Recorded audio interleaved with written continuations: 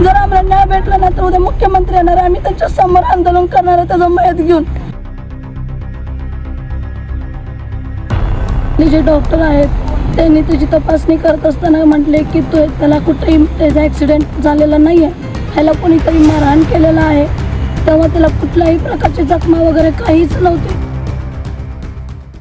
सोलापुरातील Croma showroom Hodgi road येथे 17 August 2026 रोजी झालेल्या अपघातात जखमी झालेल्या तरुणाचा उपचारादरम्यान मृत्यू झाला. मयत तरुणाचे नाव संकेत सतीश गायकवाड असे असून त्याचे वय 25 वर्ष होते. तो रामवाडी सोलापूर येथील रहिवासी होता. अपघातानंतर त्याला बेशुद्ध अवस्थेत श्री छत्रपती शिवाजी महाराज सर्व उपचार रुग्णालय सोलापूर येथे दाखल करण्यात आले होते. मात्र उपचार सुरू असताना आज 19 ऑगस्ट 2026 रोजी सकाळी 11:30 वाजता त्याचा मृत्यू झाला. या घटनेबाबत मयताच्या नातेवाईकांनी गंभीर आरोप केले आहेत. अपघातानंतर मारहाण झाल्याचा संशय व्यक्त करत योग्य चौकशी करून गुन्हा दाखल करावा अशी मागणी नातेवाईकांनी केली आहे. मृत्यूदेह ताब्यात घेणार नसल्याचेही त्यांनी स्पष्ट केले. याबाबत अधिक माहिती नातेवाईकांनी माध्यमांशी बोलताना दिली. क्रोमा इलेक्ट्रॉनिक्स आहे ना, त्याच्या समोरच एक अजय जाधव जे आहे त्यांनी येऊन फास्ट येऊन ठोकल्यानंतर आम्ही पडल्यानंतर मी माझ्या मेहुण्याला विचारलो संकेत गायकवाडला, तुला काय लागलं आहे का?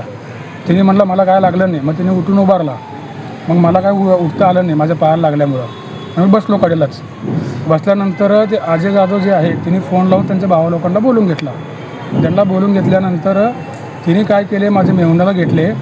मग त्याचा भाऊजी जे म्हणला, कोण अजय जाधवचा भाऊजी अनिल गायकवाड आणि विजय जाधव गाडी मारालता. मग ते अनिल गायकवाड काय केला, 2 चापड मारला त्याला, चल बेंचोत बस गाडीवरती. मग त्याला गाडीवरती तिकडनं कुठे नेले हे मला माहीत नाही. आणि मला तिकडचे स्थानिक लोकांनी घेऊन जाऊन सैफुलच्या केअर हॉस्पिटलला मला उपचारासाठी घेऊन गेले.